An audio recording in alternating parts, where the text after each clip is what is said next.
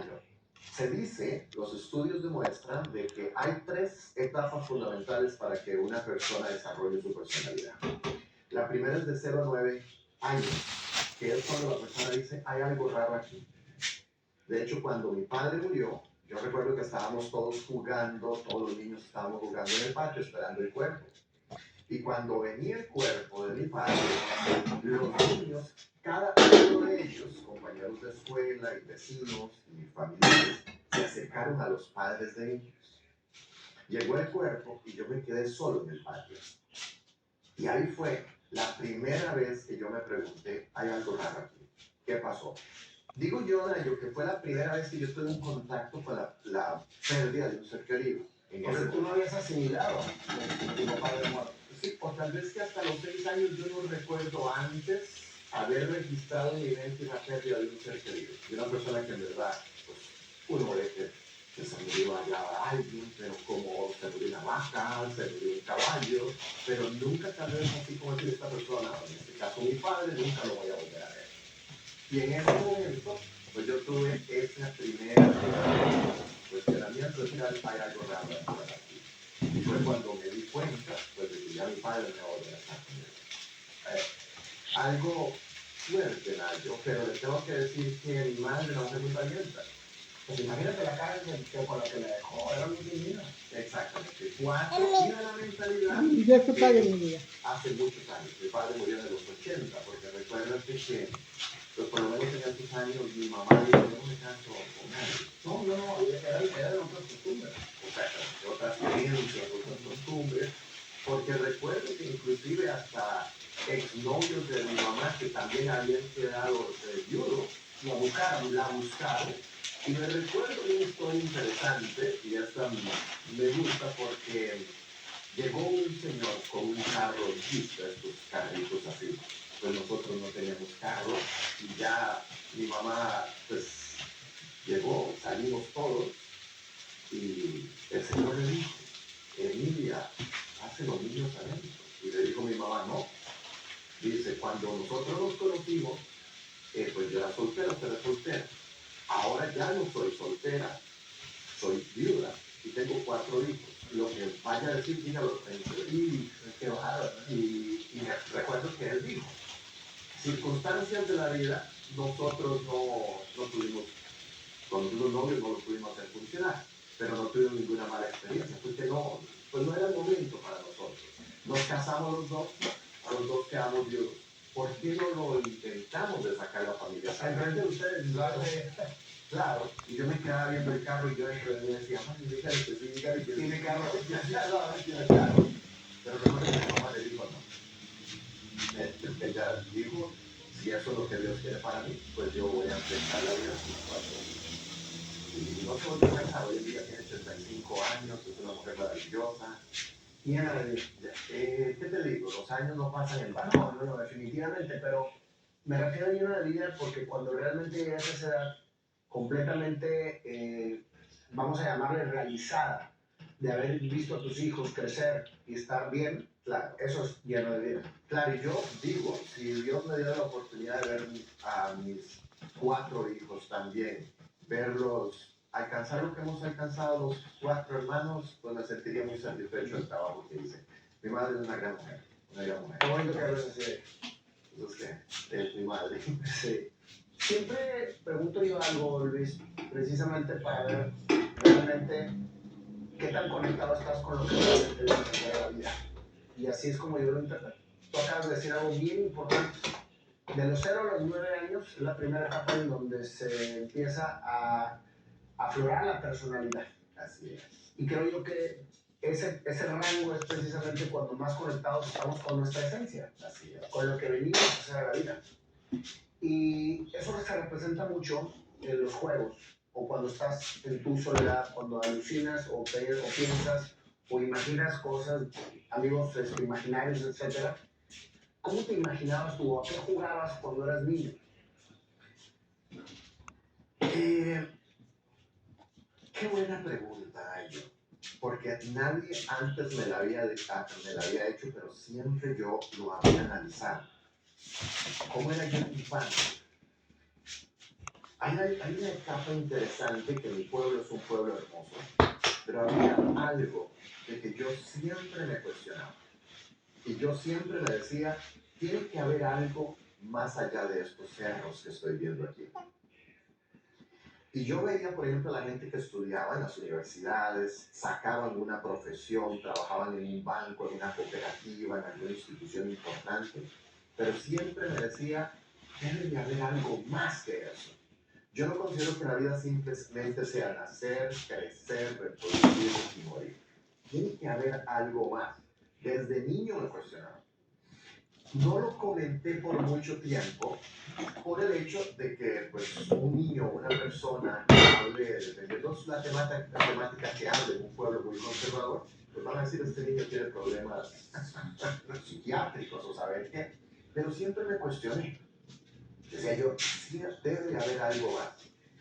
Cuando me hice adolescente, que empecé a correr atletismo, yo salía a la capital, que es San José, y iba a correr a San José. Y cuando yo en el autobús y que pasaba los cerros que se veían desde el precioso, bellísimo, y veía otros cerros y llegaba a la capital, yo siempre decía, qué bella ciudad, pero siempre decía, debe de haber algo más allá. ¿Qué habrá detrás de esos otros cerros? Porque Costa Rica es una belleza, es una vegetación, muchas montañas, no sé qué. Entonces, en cualquier parte donde usted esté, está rodeado de cerros en cualquier ciudad. Y decía que tiene que haber algo más allá. Y así he ido por el mundo siempre. Y a veces que inclusive me pregunto, ¿qué habrá más allá de lo que vivimos acá? O sea que podríamos decir que eres un constante investigador de lo que sí, o lo que hay, o lo que está fuera. Porque eso es muy interesante, porque siempre estás viendo más allá de lo que regularmente nosotros vemos y más cuando caemos en la zona de confort. Yo te lo platicábamos atrás de cámara. Así es. ¿Qué tan a gusto estás? ¿Cómo está tu conformidad? Claro. Y también a la misma vez aprender a vivir y valorar. Yo creo que eso es lo que me he preocupado más, me he especializado más en aprovechar cada momento. Porque lo contrario se puede perder uno de muy buenas experiencias por estar pensando en qué hay más tarde, qué vamos a hacer mañana, qué es lo que sigue. Pero siempre desde niño me cuestionaba eso. Me cuestionaba ¿Y a qué jugabas cuando estabas solo? Pues jugaba Superman. Yo recuerdo que con las bolsas plásticas en Costa Rica se hace mucho se recolecta el café y el café viene en los sacos de abono que son con los que se echa el café, pero trae una bolsa plástica para que el abono no se dañe. Y pues los sacos no los podíamos usar porque se iban a utilizar para las colillas de café, pero los plásticos sí.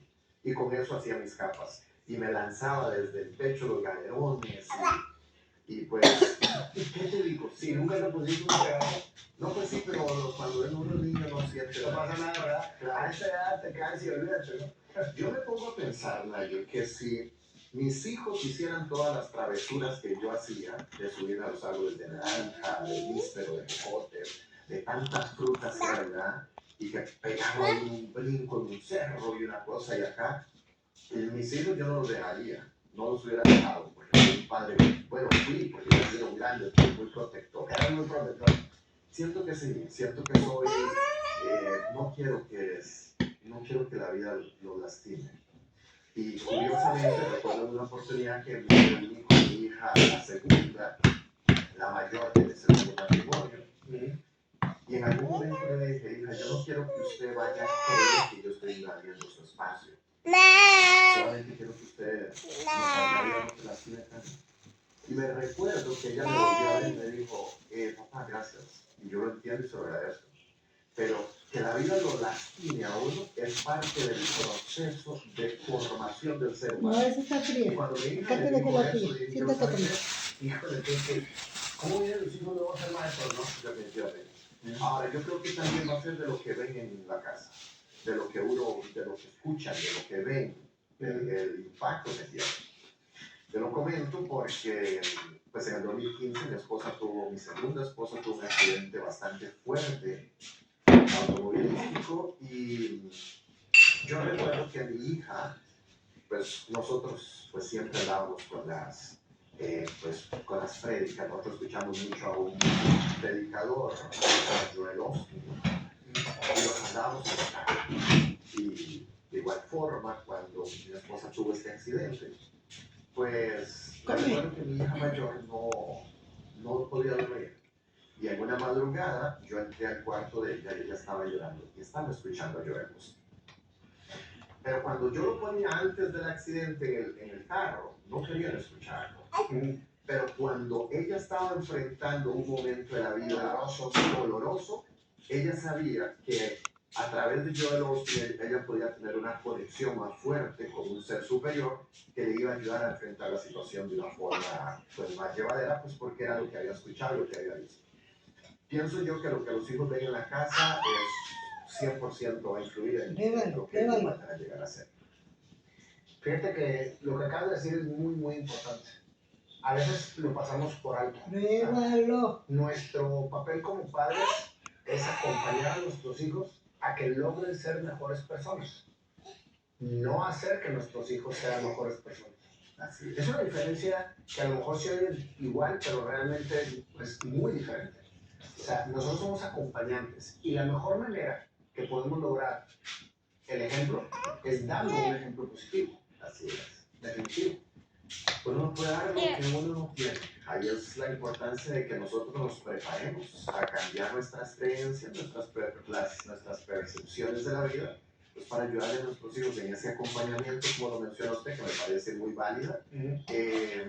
Pues darles un acompañamiento de tal forma que pues, ellos puedan enfrentar la vida pues bien. ¿Cómo era la relación de tu madre, ella siendo viuda, con 4 niños que tenían que sacar adelante? ¿Cómo la veían ustedes a ellos, tocando este tema? Yo tengo, o he tenido que trabajar, más bien podría decir muchas cosas emocionales hacia mi madre. Porque yo puedo decir que fui un hijo, no quiero utilizar la palabra bueno, pero fui un niño medio rebelde o mala onda con mi mamá. Pues para comenzarte, déjame decirle que cuando mi mamá, un año antes de que mi padre muriera, cuando mi mamá pues, estaba ahí haciendo los quehaceres con mi papá, a los 5 años de edad, o sea, un año antes de que mi padre muriera, yo me recuerdo una vez haberle dicho a mi mamá, mami, yo sí no la quiero. No la quiero. Y le dije a mi papá, bote a mami. En Costa Rica, cuando hay una ladera, nosotros le llamamos un barranco. Y al frente de esta casa había un barranco. Y yo le decía, mami, él decía, papi, vaya, bote a mami del barranco, porque yo soy la que lo quiero. Y mi mamá se quedaba triste, sin ninguna explicación. Y mi papá decía, Luis, no digas eso. Si tanto te quiere ella como te quiere yo. Entonces mi papá me consentía muchísimo. Mi papá me consentía demasiado. Yo creo que era una actitud de los hombres.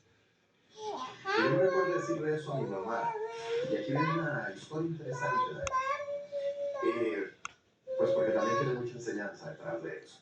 La situación fue que mi papá en una oportunidad hasta inclusive sacó a mi mamá al corredor de la casa. Y entró y me dijo, ya no lo quiero. Y me dice, ¿ahora qué? ¿Quién le va a cocinar? Y le decía yo, usted, papi. ¿Y quién le va a lavar la ropa? Usted, papi. Y cuando yo me vaya a trabajar, pues yo me voy con usted. Y para la escuela, cuando le toque ir a usted a la escuela, no importa, ahí pensamos cuando llegue la edad. Era un corazón frío hacia mi mamá. Y me recuerdo que mi papá entró otra vez a mi mamá. Y así que 2 años después mi padre muere. Cuando mi padre muere, yo vi a mi mamá luchar tanto por nosotros, por sacarnos adelante, cogiendo café, ordeñando vacas, creando cerdos, vendiendo leche, chayotes, diferentes cosas que cultivaba. Sí, ahorita. Muchas experiencias de mi mamá, porque ella dijo, yo me quedo sola y voy a sacar a mi familia adelante. Y pasaron los años y yo crecí y después conocí todos estos conceptos y entendí la importancia de que yo necesitaba cerrar ese ciclo. ¿Y por qué? Porque pues andaba firmando autógrafos en entrevistas y demás. Pero hay una situación que usted no puede esconder, que es cuando usted llega a la habitación de un hotel. lo que el traje, se quita lo que se tenga que quitar. Y ahora usted se sienta en la cama de su cuarto y dice, ¿qué hay? Me aplaudieron. ¿A qué le aplaudieron? Y empieza todo ese tipo de cuestionamientos. Y me entraba en un sentimiento porque, no sé, sentía algo que tenía que sanar. Entre tantas cosas que he tenido que sanar entre los 49 años que tengo de vida. Y yo me iba para los Estados Unidos, hablaba con mi esposa y le decía, mi amor, quiero ir a estar con mi mamá. Y me decía ella, vaya, aprovecha ahora que está viva y vaya esté conmigo. Cuando teníamos 5 años, nosotros comíamos mucho chayote con leche, tortillas con sal. Chayote con leche. Chayote con leche, sí. Nunca lo había escuchado. El chayote así, la mitad de chayote. Chayote salado, ¿no? Pues dependiendo si lo preparan con agua de sal, sí. De lo contrario, casi no tiene mucho sabor. Pero bueno, chayote con leche o tortillas con sal. Era cuando estaba nada a los 5 años, como algo para comer antes de acostarse. Entonces yo me iba para Costa Rica, llegaba a donde mi mamá y siempre le pedía, mami, ¿usted tiene chayote? Y me decía, siempre en la casa de mi mamá siempre hay chayotes. Y me decía, claro que sí. Y le decía, hágame unas tortillitas. E inclusive, como yo le consenté a mi mamá, yo dormía con mami y papi antes de morir mi mamá. Y me recuerdo que ya como adulto, yo le pedí a mi mamá, mami, yo quiero dormir con usted, mire porque quiero dormir con usted. Y mami, ay, Luis, obvio, después de tantos años de ya dormir sola y todo, ay, Luis, ya usted para eso trató, decirse su cuarto, vaya usted. Yo decía, mami, pero no sea así. Su hijo chiquito quiere dormir con usted. Ya bien grande. Ya bien grande. Y le decía, yo quiero dormir con usted. Ahora, aquí hay algo que entendí después de mi proceso de sanación de esa situación. Que era lo que yo estaba tratando inconscientemente. Lo que yo estaba tratando era devolver el tiempo a los 5 años para poder rectificar lo que yo le decía a mami. Siendo adulto. Pero, interesante, güey. Claro, no, y hay muchas. Creo que podríamos ver todo un episodio, una serie de entrevistas, pero bueno. Simplemente lo que estaba tratando era volver el tiempo a los 5 años, durmiendo con ella, para poder llegar al momento de decirle que la amaba. Pero bueno, cuando ya llegaba el momento de decirle, decía yo, pero bueno, ¿para qué? ¿Para qué si eso era cuando era niño? Esa conversación que tiene en la mente. ¿Para qué? Ahora que mi mamá ya ni se acuerda. 2, 3 días después tenía que regresar para los Estados Unidos y mi mamá se quedaba en el corredor llorando. Y dice, no, es que no es necesario. Y me iba. 2, 3 meses después sentía la misma necesidad y regresaba a Costa Rica, pedía lo mismo de comer, dormía con ella y volvía a sentir la necesidad, pero no lo hacía. Y así lo hice por posiblemente unas 3 o 4 veces. ¿Qué lo hiciste? Cuando en algún momento dije yo, ¿sabe qué? Ya, voy a ir a cerrar ese ciclo. Agarré el avión, sin avisarle a mi madre, toqué el timbre de la casa y le dije, madre, ¿me sirve ya, por favor? No he limpiado la mesa. Quiero venir con usted. He venido porque tengo que hablar con usted. Y nos sentamos en la sala de la casa y le dije, he venido para que me perdone. Y no a mí. Quiero que perdone al niño de 5 años. Al niño chiquito, que le decía que no te quería. Yo la he visto lo que usted ha hecho y la verdad es que usted se merece todo el amor de un hijo y tiene que saber lo que de verdad que admiro muchísimo. Mi madre se soltó a llorar, Nacho. Se soltó a llorar y me dijo, Luis, he esperado 34 años de mi vida para escuchar de su boca que usted también me quería igual que a los otros. Y lloramos como niños. Los dos lloramos como niños, nos abrazábamos. Ahora sí, vámonos a la gran enseñanza de todo esto. ¿Qué hubiese sucedido si mi padre muere? Porque claro, vamos a morir. Aquí estuviera yo en una entrevista a usted jugando que soy muy chico, que se dice acá.